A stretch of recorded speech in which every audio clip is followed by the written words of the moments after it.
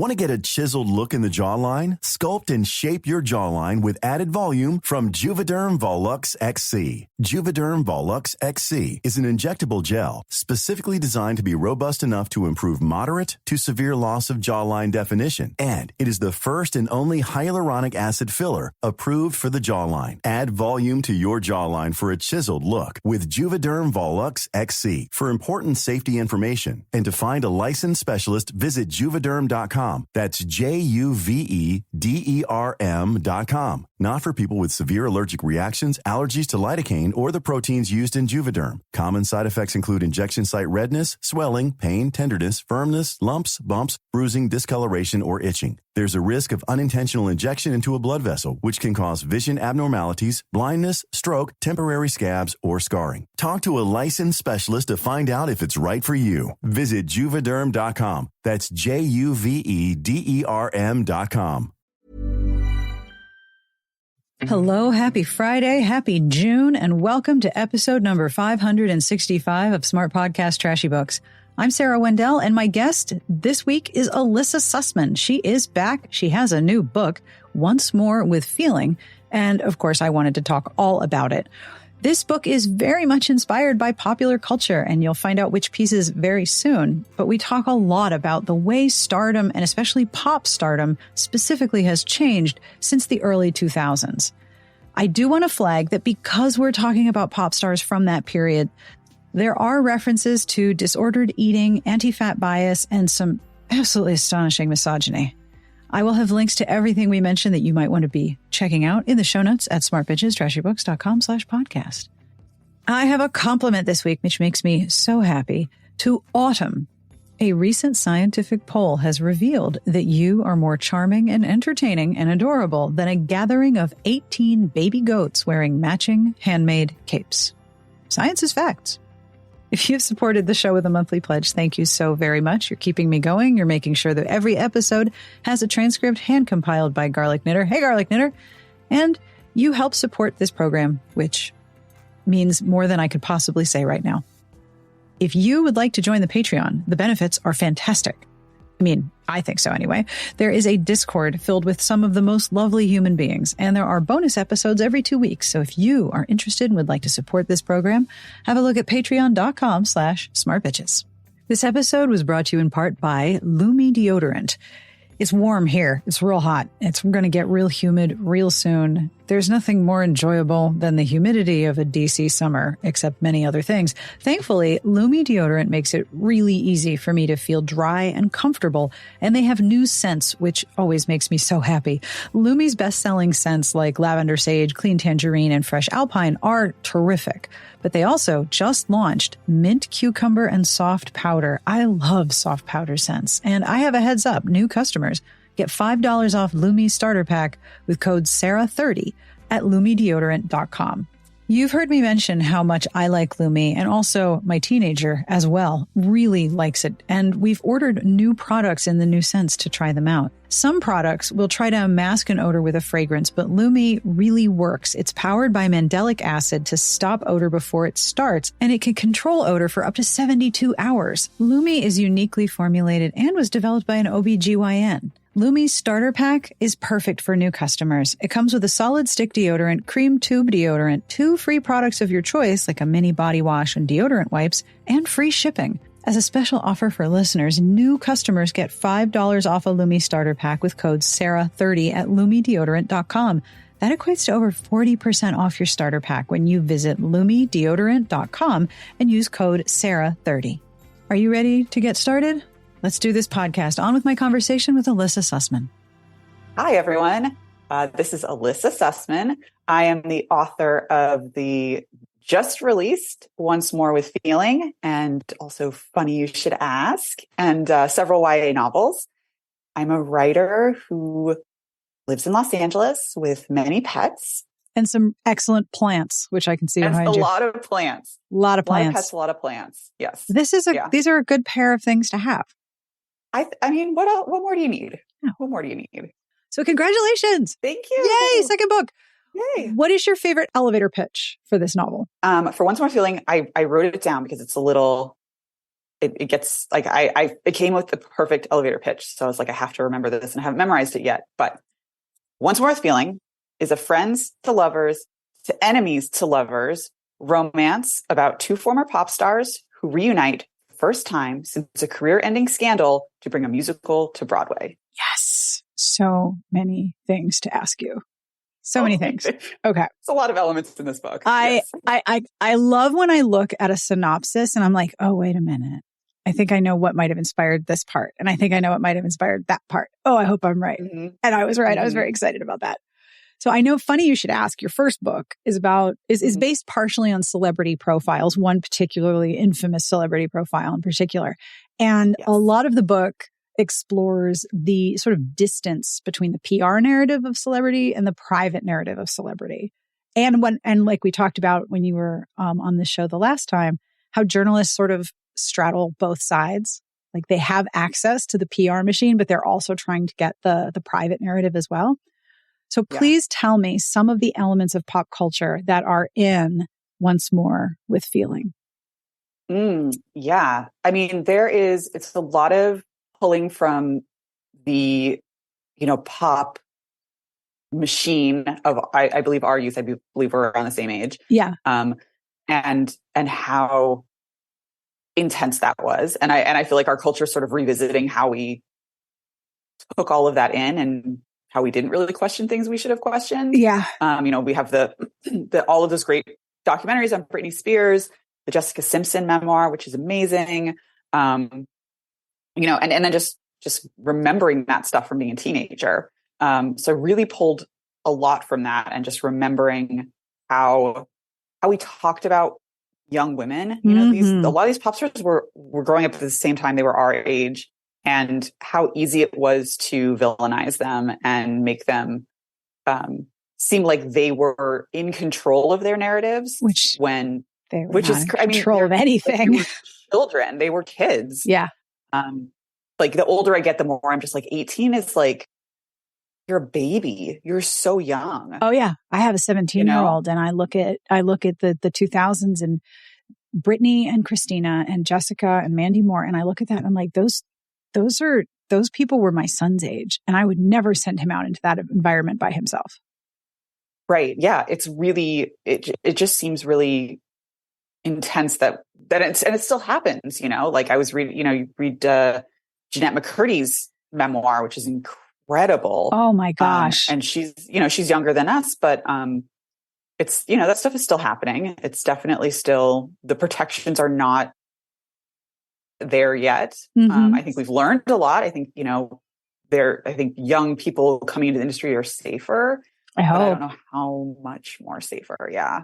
I think, they do have a little more control I think social media gives them a little more control to be able to speak to their fans without having to go through the tabloids and the media. But it's really complicated, and the lines of what you owe people continues to blur. And I think that's really, really hard when you're a teenager and you want to please everybody and you want to, just be popular and be loved. And, I think that's a super normal feeling to have when you're that age. Yeah, especially because essentially these are all theater kids, right? Like, speaking of Once More with Feeling, these are all just theater kids. Like Britney Spears just really liked dancing. She just wanted to dance on stage.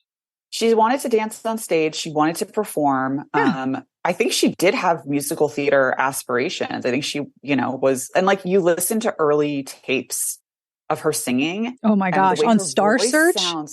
Yes. It's like so different.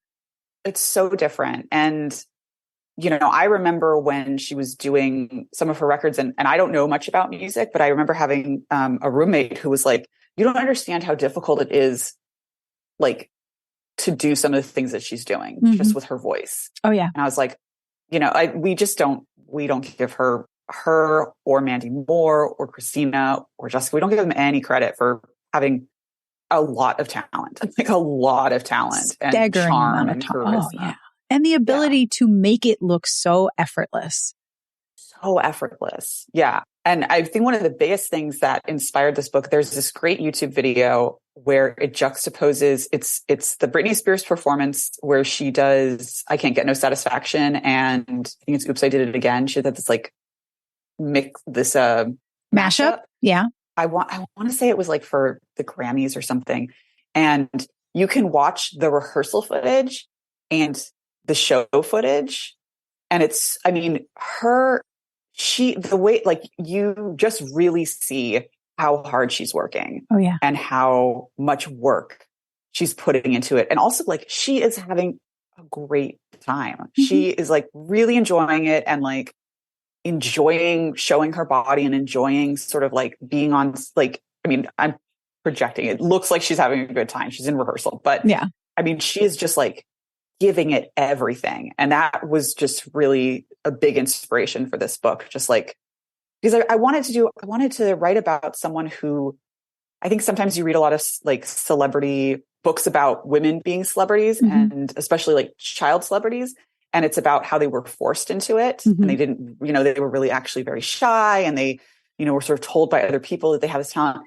And I really wanted Kathleen to be like, I know I'm good and I want to be on stage and I love singing. I love performing. Because I think that's, there's just because you want that doesn't mean the world should treat you the way that we treat these women. It's like, there's no shame in wanting to perform and be a star and have accolades and applause and all that stuff. No, but we, I think we sometimes have this mentality of like, well, they asked for it because they wanted it. Britney Spears asked for it because she wanted to be a star.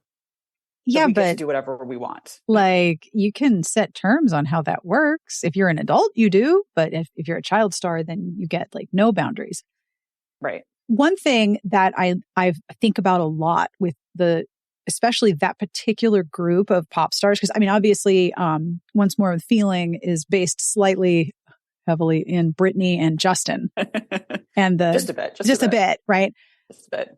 And I had three very different thoughts. One, when I look back at that group of pop stars, it is wild to me that there was this question, like, there can only be one. There can only be one pop princess. But like, we have 10 guys between Backstreet Boys and NSYNC, let alone before you bring in, like, what's the one that Nick Lachey was in? Yeah, that's what I was trying to remember. The ones where they always, like, muscly guys crooning in white shirts is the only thing I remember. Yeah. Like, we have like 25 different boy band members and they're all fine. But we can only have one pop princess, and these girls have to duke it out. And then they're paired and put against each other. And it's like, this is really gross. I mean, it's like the April O'Neil complex where it's like you have the 4 Ninja Turtles and then you have one female character. Yeah. Yeah. You cannot have any more than that. I mean, and I think it's also, like, I kind of touch on it a little bit in the book, but it's like the guys, they have each other at the very least. Yeah. Even if they don't have close friendships or whatever, but that's a support system. All these women are young, all these girls at the time completely alone, totally on their own. Yeah. And everything relies on them. There's no backup. There's no, like, the pressure is completely on them to be on and performing constantly. Yeah. And like you said, they're like 18. And then they look around the stage and they go, wow, if I quit all these people who are older than me, who have families, they're out of a job, and the pressure of, well, you have to support your family, you have to support your parents. Look at all these people who work for you. You have to support them too. It's like, that's a lot to put on a teenager whose brain is not fully formed yet. Yeah. I mean, that is so much responsibility. And then you add the extra level of, like, it's not even your talent that we care about. It's like how you look. Yeah. So it's like, you better look and act the way that we want you to. That is more important than, being able to, like, sing well or dance well. The thing that you wanted to do, the thing that, like, brought you to this career in the first place, that doesn't matter anymore. No. It's about how you look. And, like, you think about poor Jessica Simpson, like, oh my God. People talked about her like she was so fat. And I look and I'm like, she is so tiny. She is such a teeny little person. And now people are mocking her appearance because she's too thin. And I'm like, you really cannot win. Even now in 2023. No. You cannot. No. It's gross. There's no winning. It's horrible. It's super gross. I mean, at least I think she, writing her memoir, I think was such a great, it's so readable. It's so beautiful. And fuck Nick Lachey. I mean, and all the guys that she, like, John Mayer. Oh, John Mayer. Jesus. Oh, he's like he's my number one problematic fave. Like, I dig some of his music. I will put it on and be like, this is exactly what I needed right now. I wish you were not so disgusting, sir. Yeah. I wish you were like, and I think the thing about him, like, not to get into too much celebrity gossip. That's a problem. To smear John Mayer's name. But like, I think the thing that's so funny and that came out with the Jessica Simpson thing is that, like, he seems like such an egotist. Oh, yeah. But in such denial of, like, just has this persona of, like, not caring about the way he's perceived. But yes, like, when you read about that stuff, you're like, oh. And then you have someone like Justin Timberlake who cannot do a thing without bringing up Britney Spears. That relationship was literal decades ago, yet that is what he bases all of his promotional work on. I'm like, my dude, you are literally married with children. Why is this your marketing angle? Yeah, can you imagine being his wife and having to hear that all the time? Ugh, yeah. Ugh. Like, and that's the thing where I'm like, okay, you are now part of this industry for so long, and you are a full adult. Like I said, you got small humans, and I'm assuming you have a nice house, maybe 3. You can have some input and direction into your marketing and into the narrative that is being sent out about you to promote whatever it is you're doing right now. Right. That's a choice. It's a terrible choice, but it's a absolutely a choice. Like, what are you doing, my dude? And yet, I mean, I think he rode that, wave of publicity for so long and didn't look up to see that, and it's not getting received the way it used to be. No. I think Britney cheated on me. Like, my dude, you cheated on her.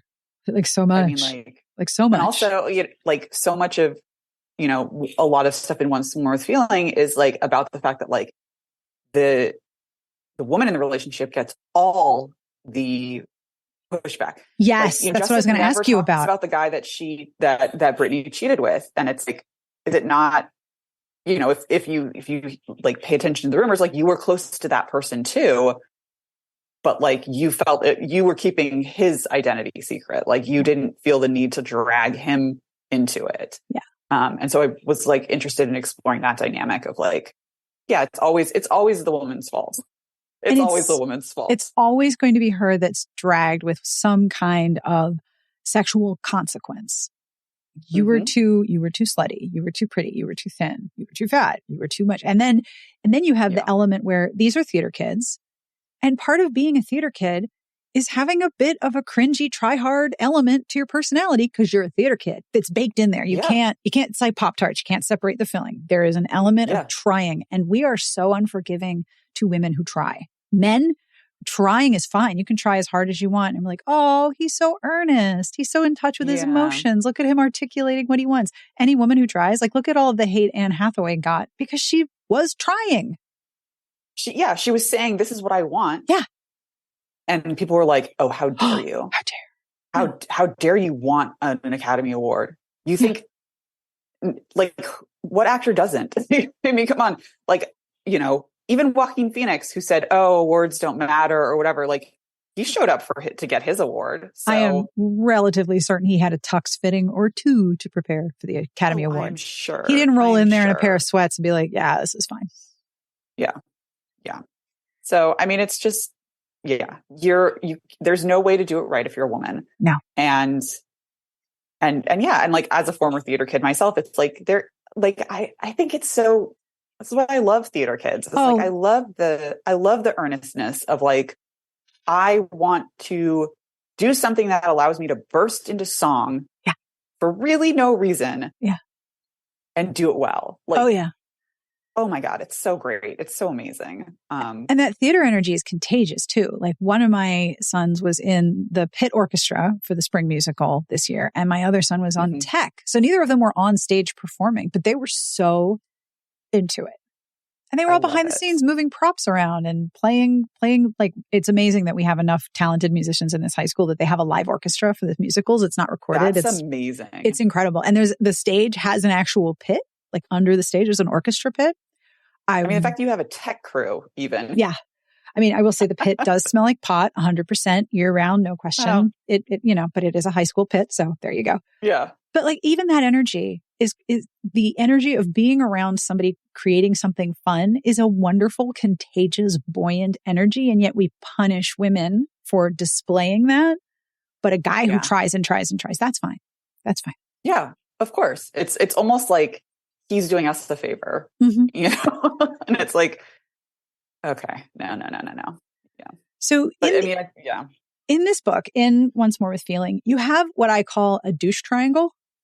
So you have a sort of love triangle, but one of the characters is an absolute douche and you know they're not going to be chosen. But it's like, how are they going to screw up the other two? So you have a douche triangle. A douche triangle. Yeah, that's true. And it's funny. I once had someone say, you shouldn't use the word douche to be negative because it's associated with women's genitalia. And my thought is always, douching is completely unnatural and unforced on us by the patriarchy, and it's actually bad for us. So yeah, let's call things douchey because we don't want douches in literal or figurative form. So you have a douche triangle. It's actually perfect. Yeah, exactly. That's what I thought. You have a douche triangle with your characters. Can you talk a little bit about the dynamic between the three of them? Yeah, I mean, I think it was a fun dynamic. So it's our heroine, Kathleen, who's known as Katie Rose as a teen. Such a good pop star name, by the way. Such a good pop star name. Names are hard. So mad props. Names are really, I mean, coming up with Cal's name took me so long. I really wanted to have I don't know why. And I don't know if people are 100% on board with it, but I love it. And I wanted him to have a three name. So it's Calvin Tyler Kirby. Yeah. Because I feel like that's definitely a boy pop star thing. Oh, then 3 names. Yeah. 3 names. 3 names. And I wanted him to just hate being referred to by all 3 names, which he does. So Cal is Kathleen's childhood friend. They went to theater camp together and haven't seen each other for years. And then Ryan Leneve is the boyfriend that she has when we meet her as a teenager that she met on a TV show that they were both on together. Yeah. And he was the star and she was backup. And now he is a member of a boy band, Crush Zone, with Cal. Another good name, by the way. My friend Diane came up with that one. And well done, Diane. Crush Zone. I know, she did Crush Zone is amazing. I can't believe that wasn't already used by an actual boy band. I hope someone does. Right? In the future.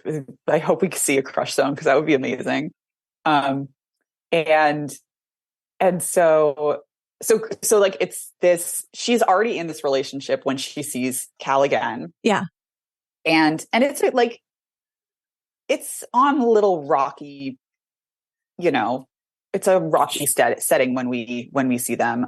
Because Ryan is your typical teen boy, the worst version of it, he's your worst version of it. And his girlfriend was backup and always has to play backup to him. She cannot be the star in her own right because that is threatening to everything he understands about the world. Mm-hmm. Yep. Mm-hmm. And he's just, he's someone who comes off as very confident, but is incredibly insecure.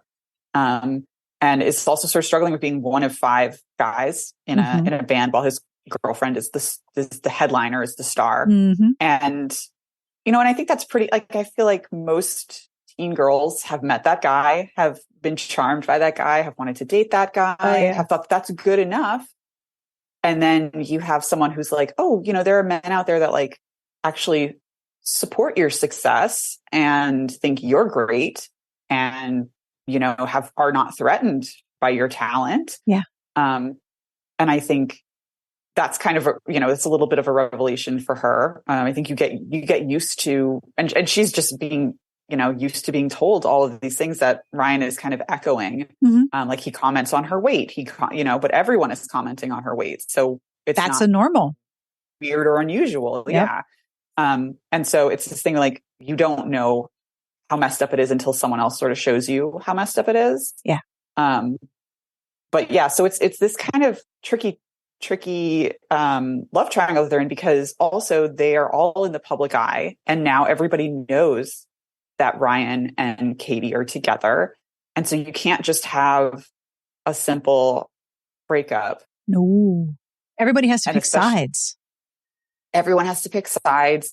It's part of your dynamic. And I think she knows, like, I can't just jump to another guy in the band. Like, that's not going to look good. No. And so it's very, like, with the public eye stuff coming in, it gets very, very sticky for her. And she loves what she does. You know, it's exhausting and it's hard on her, but she loves performing and she doesn't want to lose that. Yeah.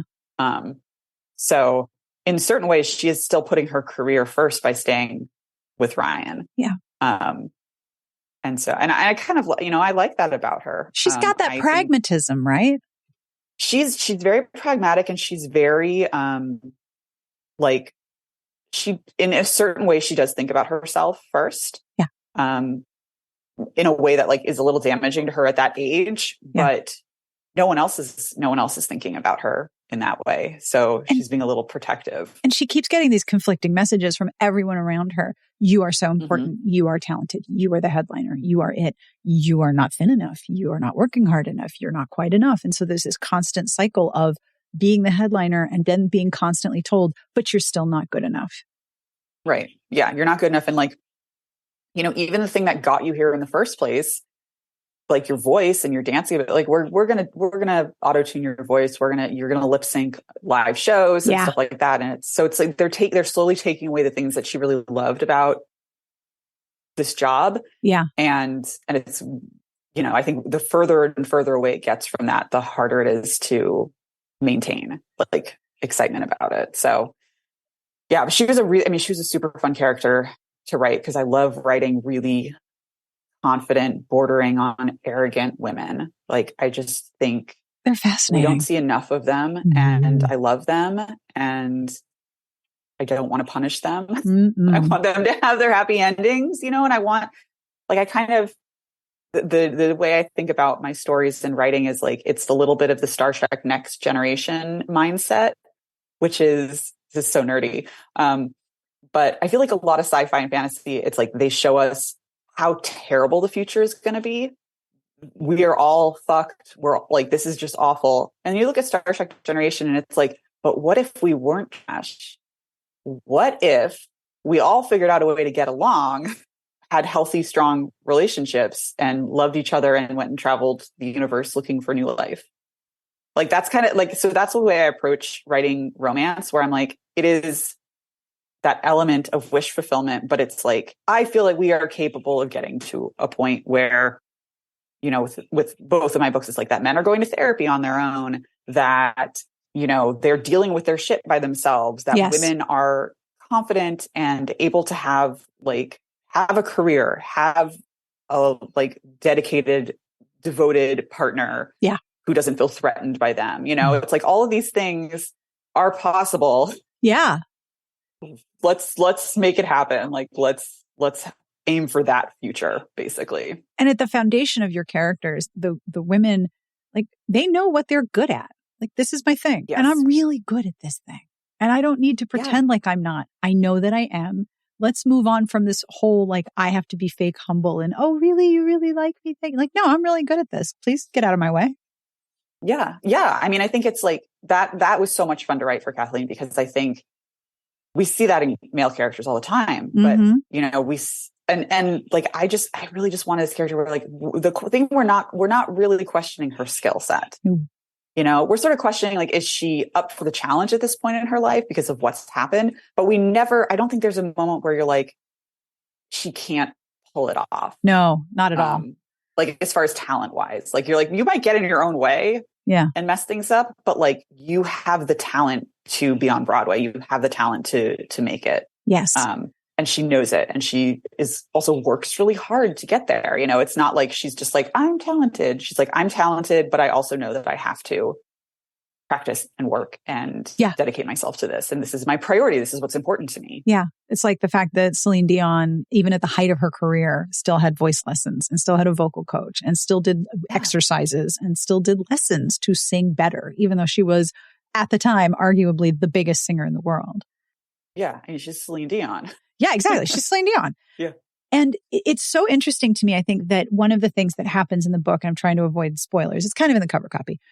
Kathleen, ends up on Broadway. I can't speak to being a child actor on Broadway. I think Right. that's much more complicated and more difficult. But I think the amount of work and effort it takes to do 8 shows a week. Oh my God. Is like, it's like you really, I mean, you are sacrificing a lot. You better love what you're doing. You're in front of a live audience every single night. It's a very immediate kind of like response to what you're doing, and it's also Broadway is a much smaller community. It's a community that is not as financially successful as pop and like, mainstream music. So I think the community is more protective of itself and they want people to succeed. You want shows to succeed. Everyone knows each other. Mm-hmm.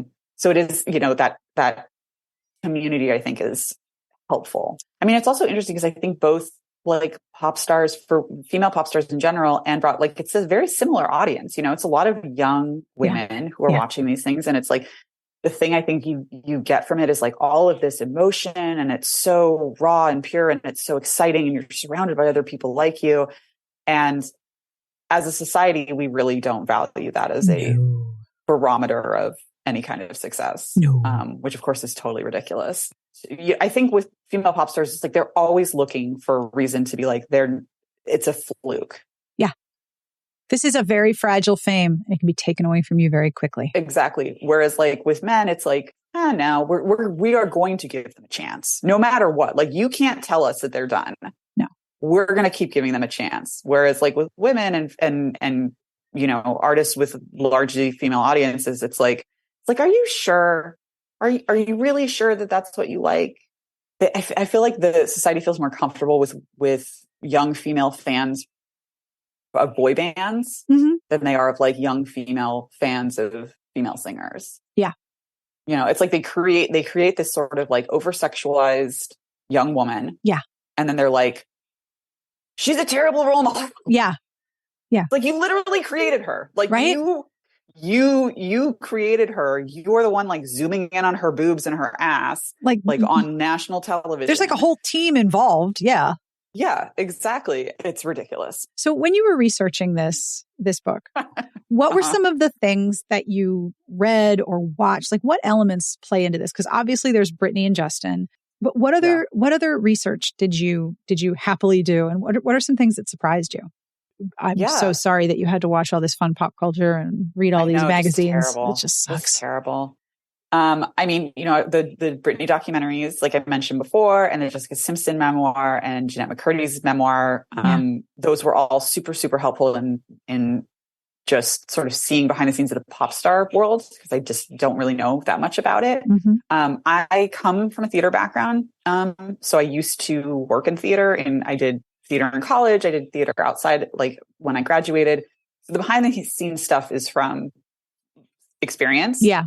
And I just like, that's like my favorite part of the theater world is the behind the scenes, the backstage stuff. It's just it's so much fun. It's and so the community fun. And the like collaboration, so thrilling. Yeah. And I really wanted to sort of just remember what it was like to have those moments and to be a part of a theater production, because it's so much fun. It's so ephemeral. Like it only exists in the moment that it's happening. You can't recreate it. Even if you watch a tape of it, it's not the same as being in it or being there to watch it. The theater and music and things that are performed really only exist when they are happening. And it's a very unique energy. You feel so in the moment when it's happening, and the talent that's just right in front of you, that's sharing the same space as you. Yeah.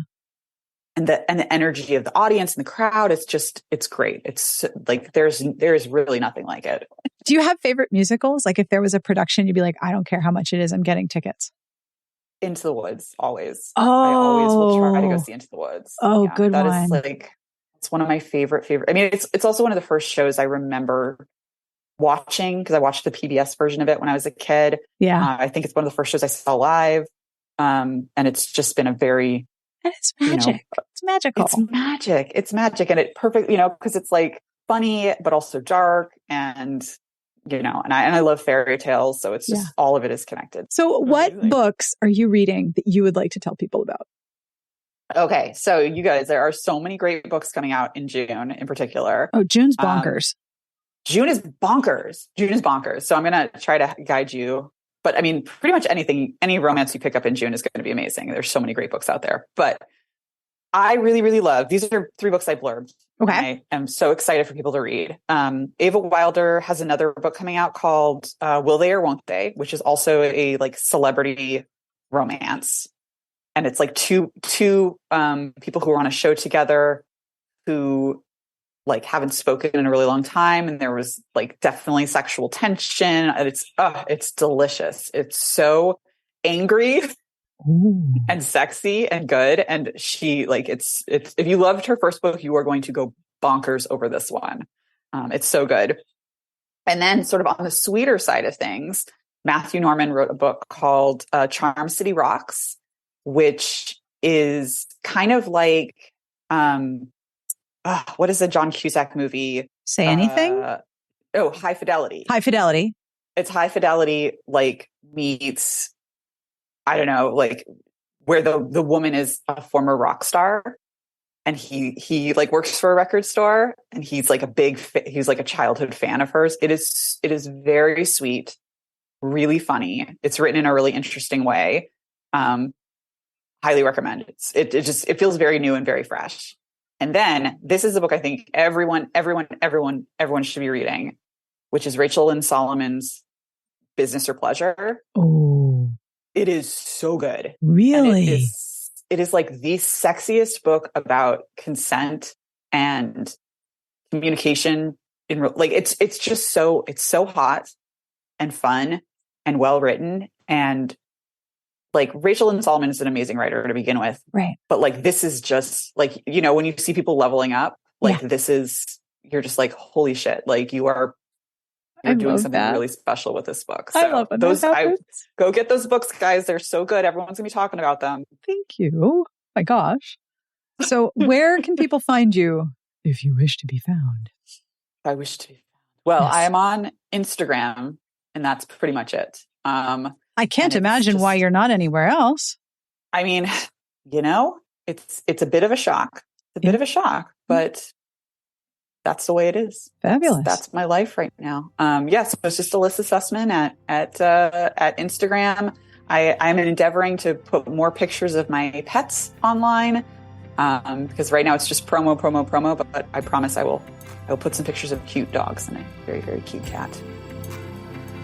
And that brings us to the end of the episode. I cannot tell you how much I love talking about pop culture and how we look back on things and rethink how we talked about people 20 plus years ago. Thank you so much to Elissa Sussman. I will have links to her books and all of the other books we discussed in the show notes at smartbitchestrashybooks.com/podcast, but I bet you knew that. I am curious. Do you have a favorite musical? Do you have a favorite pop star? I would love to hear both. I am not as much of a musical person, but I would love to know what pop star posters might have been on your wall when you had your own room and decorated it with posters from magazines. You can find me at smartbitchestrashybooks.com. You can comment on the podcast entry. You can talk to me on Twitter at smartbitches, at Instagram at smartbitches, and on Facebook at Trashy Books, because they wouldn't let me use the word bitches. Can you believe that? But I would love to know the answer to these questions. What's your favorite musical? What's your favorite pop star? Was your favorite pop star in your favorite musical? That would be pretty cool.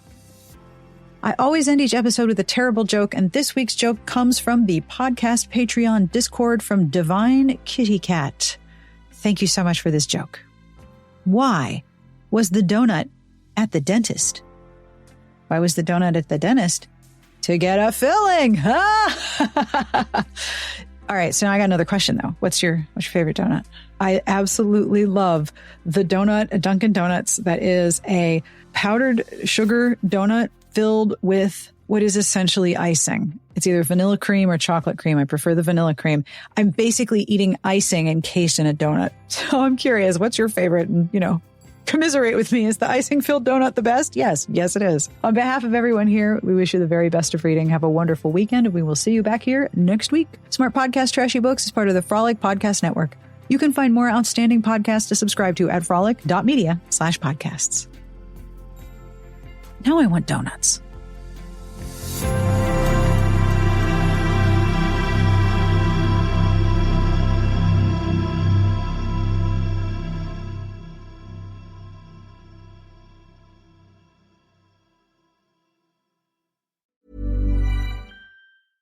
Want to get a chiseled look in the jawline? Sculpt and shape your jawline with added volume from Juvederm Volux XC. Juvederm Volux XC is an injectable gel specifically designed to be robust enough to improve moderate to severe loss of jawline definition. And it is the first and only hyaluronic acid filler approved for the jawline. Add volume to your jawline for a chiseled look with Juvederm Volux XC. For important safety information and to find a licensed specialist, visit Juvederm.com. That's Juvederm.com. Not for people with severe allergic reactions, allergies to lidocaine, or the proteins used in Juvederm. Common side effects include injection site redness, swelling, pain, tenderness, firmness, lumps, bumps, bruising, discoloration, or itching. There's a risk of unintentional injection into a blood vessel, which can cause vision abnormalities, blindness, stroke, temporary scabs, or scarring. Talk to a licensed specialist to find out if it's right for you. Visit Juvederm.com. That's Juvederm.com.